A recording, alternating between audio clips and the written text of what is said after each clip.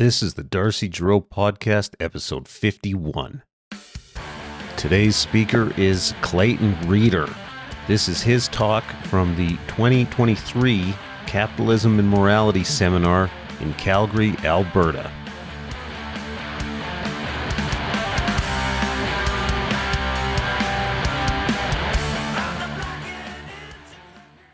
Thank you, everybody. As a co-organizer, thank you very, very much for joining us here. It's great to see the room full of people. And pardon all the trickiness, there's a skill to using the mic. You got to kind of keep it in position so everyone can hear and the sound is consistent. Okay, so like Darcy said, my talk today is called The Futility of Blaming the System. And I think this might expand a little bit on Tim's theme and maybe come at a similar thing from a bit of a different angle. But this is a little bit of me thinking out loud here. And I hope this is kind of an ongoing conversation we can have about the priorities we need to have if we have a real passion for liberty and a hatred for injustice and the oppressive power of government. And a lot of this kind of comes from the last few years, which has given me a lot to think about, and I'm sure that's true for most people in this room. In particular, because we had this taste of totalitarian dystopia during the virus panic. And it really forced me to reflect on a lot of things about political power and social change and the prospects for liberty in our society. So one of the big questions in political philosophy or political science is the notion that the state cannot truly force us to do anything, but we do it anyway. We comply. Why is this? How does this work? This is a question that was critical for Rothbard and Hoppe in their writings. They basically said that the state, no matter how bad and how evil it is, requires at least the tacit consent of the people. And so the lifeblood of the state is ideas. This makes it very important, of course, for the state to control the narrative. And philosopher David Hume articulated this problem well in a passage that was quoted by Rothbard and Hoppe in some different contexts. But he wrote, "Nothing appears more surprising to those who consider human affairs with a philosophical eye than the uneasiness with which the many are governed by the few, and the implicit submission with which men resign their own sentiments and passions to those of their rulers. When we inquire by what means this wonder is effected, we shall find that as force is always on the side of the governed, the governors have nothing to support them but opinion. It is therefore on opinion only that the government is founded, and this maxim extends to the most despotic government, the most military governments, as well as the most free and popular." So basically what Hume is saying here is that the ruled always necessarily outnumber their rulers. So they've got force on their side. That means for the ruling class to preserve itself, it must maintain some kind of ideological support from a large part of the population.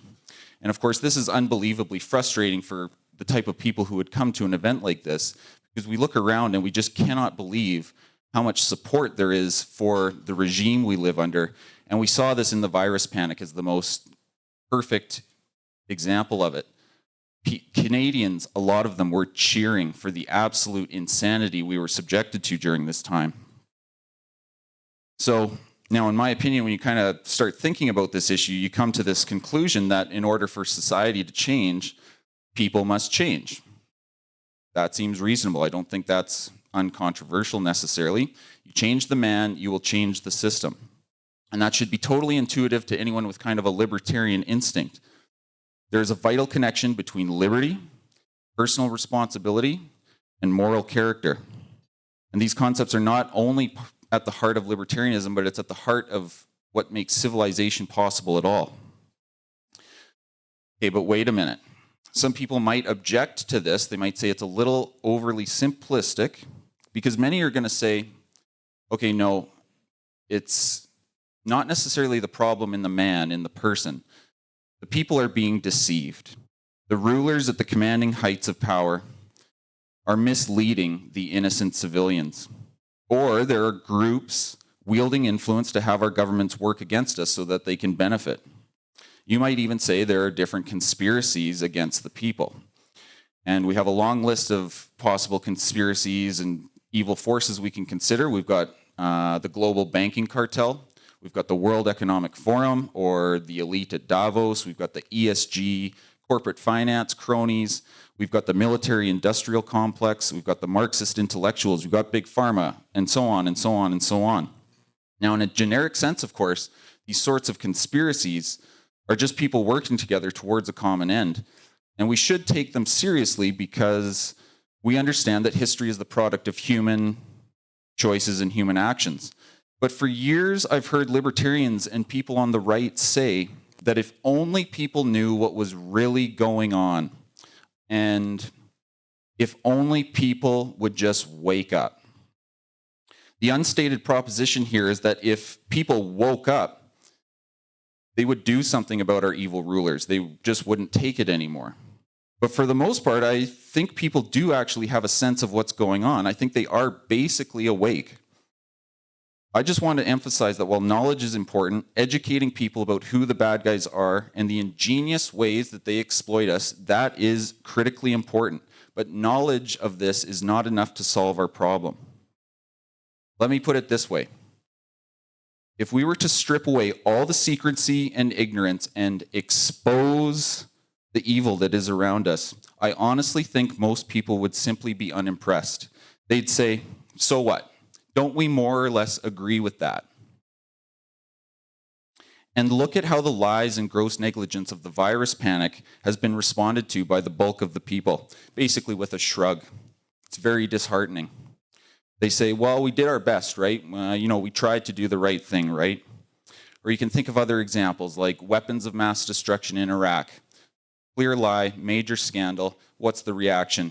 Well, we got rid of some bad guys and yeah, maybe it was kind of bad, but basically they accept the outcome. They accept the scandal. The faith remains secure.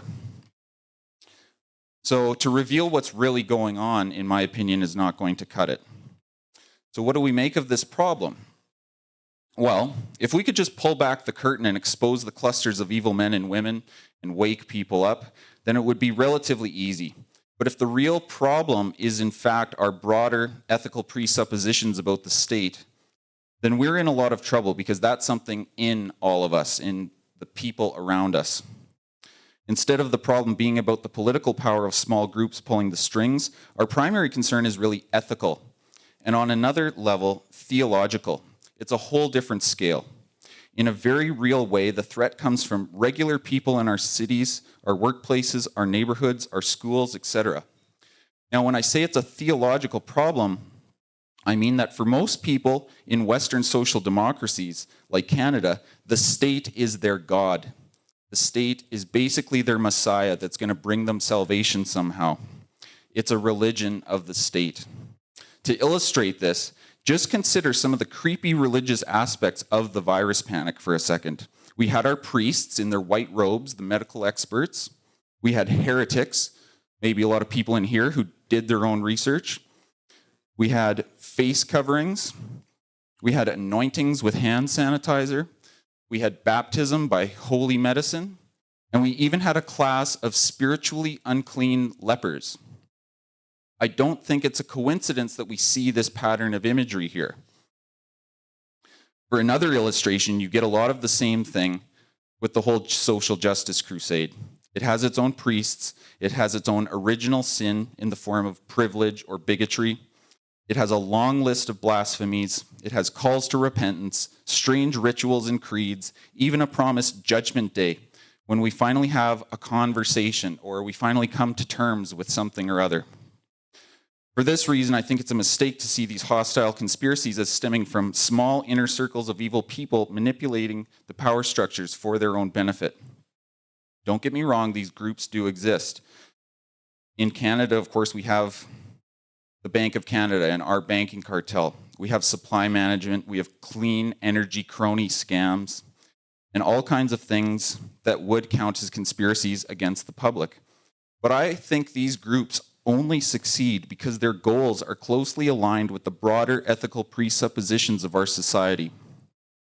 That the state is a morally legitimate institution for coercively allocating resources, and we should trust the experts to use state power effectively. Now imagine if we wanted to form some kind of conspiracy. Imagine we conspired to take over the country and install some kind of, say, libertarian aristocracy. Imagine we had billions of dollars at our disposal. And imagine we had all kinds of other resources and intelligent, dedicated, committed people behind it. Could we do it? I think our attempt would obviously fail. To be successful, the conspiracy, or the bad guys, or the people imposing their will, have to be in some level in touch with the spirit of the times or the spirit of the people. On some level, it has to correspond to people's idea about what the state should do. The ethics of liberty are simply unacceptable to most people because it interferes with that other vision that they have. And I think some of the strongest evidence for this is just how much is actually carried out in plain sight. It's not even what we normally think of when we use the word conspiracy because it's not so secret. Instead of secret masterminds behind some sinister plot, the big conspiracy we're up against is basically the entire system, and it's all right in front of us. It's a conspiracy so widespread, right down to the grassroots, that they don't even really have to hide anything. Now, don't get me wrong, it's, again, very important to understand and identify who the different bad guys are. And I love theorizing about the motives, the different webs of relationships and incentives. But I keep seeing a lot of libertarians and right-wingers go down rabbit holes and become paralyzed about this or that special interest that is controlling things. I think it creates a lot of pessimism and unwillingness to act in ways that might be more useful. I think it leads to this worldview where the evil is part of this mighty, monolithic, malevolent force, pulling all the strings, and it's very hard to actually do something about that kind of adversary. So if the problem is kind of bigger, how do we kind of think about this? Well, a few years ago, I read a short little book by Lawrence Reed. He was the president of Foundation for Economic Education. He was a hardcore guy. He would go to the Eastern Soviet bloc countries. He would meet up with the freedom fighters. He would try to undermine the communist authorities there. Very cool guy. Anyway, he wrote a book called Are We Good Enough for Liberty? And it says it all right there in the title. And in a way, I've been tormented by this question ever since. Are we good enough? Reed wrote, if you value liberty, you must understand that character is an indispensable ingredient, a necessary precondition for a free society. And in a way, this is actually a terrifying idea. And I don't want to make it seem like I'm blaming the victim, but if this is true, then it means on some level, we're simply suffering the consequences of our actions or inaction. The consequences are being ruled by your political enemies. Now let me give you two quotes that kind of correlate with this idea. One is from a very religious man, and the other is from a man who is very anti-religion. The first is John Calvin, the Reformer. No, I am not a Calvinist, but I like this quote a lot. They who rule unjustly and incompetently have been raised up by him to punish the wickedness of the people. Now the second quote from the cultural critic H.L. Mencken, a spicy essayist, wonderful writer. He said, democracy is the theory that the common people know what they want and they deserve to get it good and hard. Well, damn, those are some harsh quotes. But I think we have to admit there's some dark truth in them that corresponds to the problem Reed's question poses to us. Are we good enough for liberty? Could it be that the mere fact that we don't have more liberty be a sign that we aren't good enough for it on some level? Is there a cause and effect relationship here? A lack of character or a lack of our own moral strength is somehow what causes the bad guys to prevail over the good guys. Now, if that's true, what good is blaming the system when the responsibility we have falls in some meaningful way on ourselves. So what do we make of this? Let's go back to what I said earlier. You change the man, you change the society. It almost sounds so trivial that it's like embarrassing to say it as if it's some profound insight, but I think this really is the key point. The left has understood this very well for a very long time. Now, previously, the classical Marxists believed that it was the material productive forces or the economic modes of production that were at the center of social development. For them, the system creates the man. But the modern post-Marxist left understands that the ethical or subjective or cultural dimension is the central factor shaping history. The modern left understands that political victory is not simply about having a marketplace of ideas where all the ideas compete and then the people discover the best ideas and vote for people to implement those ideas. The left understands that to expand political power, you must create people who support your political values. And then it's almost like the questions of right and true are supplementary or optional or down on the list. It makes me think of the origin of the term politically incorrect, which I heard from Angelo de Codavilla. He died a few years ago, but he said this term comes from two communists arguing in a bar like 100 years ago. And one objects to some proposition that the other says and says, "Comrade, that's factually incorrect." And his communist buddy replies and says, "Yes, but it's politically correct." So the pro-freedom crowd has to think about this, creating better people, because knowledge about what's really going on will not help those who are themselves morally confused and corrupt in the first place. You have to unplug people from this evil moral matrix. Now, honestly, it feels a bit strange to speak this way, in a sense, because it's almost like this whiff of a totalitarian or tyrannical mentality when we start talking about transforming people for political ends. A lot of us just want to be left alone and we want to leave others alone.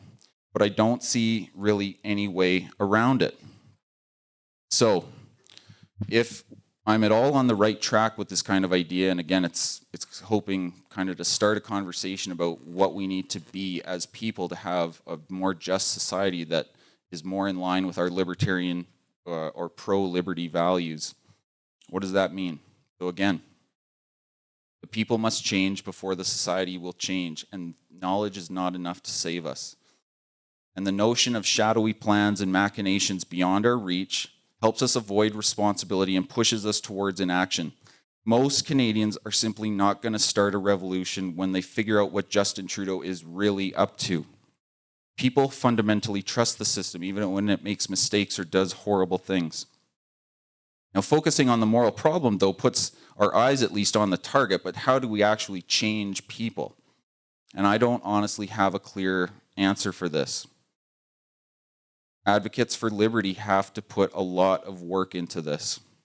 But one thing I'd like to comment on is that many believe this moral conversion cannot happen without some kind of major national economic crisis, because there appears to be no political solution to the problem of this religion of the state and the deep loyalty that people have to this therapeutic social welfare system we've created. Some people think even that the crisis should come sooner or later and we'd be better off if we just kind of get it over with. And maybe it is true that we do need some kind of crisis. Our enemy is essentially religious in nature, and the majority of people accept the fact that the state can redeem us somehow, that it can provide the fair share that we all deserve, supposedly. So it makes sense to think that people's faith needs to be badly shaken before they will change. However, while seeing the failure of the government's promises will damage the credibility of the ruling class and the system, there's no guarantee that the public's broken faith won't be turned towards something even worse. So whether or not it takes a crisis, we still need to somehow change what's in people's hearts, and we can't just sit around and wait for everything to fall apart and assume somehow better people will emerge from the ashes. And I don't have a silver bullet for this. I don't have all the answers. but I think we do need to focus a lot more on tactics and strategy and the moral argument, which is at the core of what this is all about. So just a few general comments on something that we should be doing. We do want to accelerate the destruction of credibility that is already underway in leftist, statist institutions. Our attacks should be primarily grounded in moral arguments, and we shouldn't try to reform or correct institutions that the progressive left has captured. We should instead seek to erode their credibility in any way that we can, mock them, discredit them, and ignore them whenever possible. But at the same time, we must provide leadership and carve out spaces for alternative institutions and systems of patronage that can fill the void of these dying, corrupt institutions. This requires accumulating resources and influence and becoming respected in our communities. In some cases, it may even require using political power to divert more harmful uses of political power. And that's a whole can of worms about how the best way to use political strategy and political options. Also, we cannot convert mainstream intellectuals who are totally committed to this religion of statism. So we should focus on groups that already harbor anti-intellectual sentiments and have the highest levels of distrust in the system as it is. And in my opinion, this group is most significantly represented on the right. Additionally, I think we have to learn to be very patient. A lot of us have this kind of desire to have the revolution happen today. We want the change to happen now. And then we get very discouraged when that's not what we get. But we have to be patient. We have to dig in for the long haul. And accepting that this isn't going to be fixed anytime soon, we need to learn to accept small victories along the way. The progressive left has done this very well for over 100 years. And now they are the dominant political force. Remember, sacrificing the present for a better future is, in essence, what makes us civilized people as opposed to cavemen or barbarians. So these are just broad strokes. I hope we can continue exploring this problem. In any case, we have to get ready because when the system is at its weakest point, we will have to have moral and intellectual leaders capable of showing that the religion of statism has the moral low ground and that the crisis was created by the false morality of the people. We have to show them something better, however is the most practical way to do that. So to conclude, I just want to return to my basic point. It is possible to expose the different bad guys, some known and some unknown, who are involved at the center of these evil plots to rip us all off. And this knowledge is important. It's critical. And anyone who wants to be an intellectual leader for liberty needs to know these things.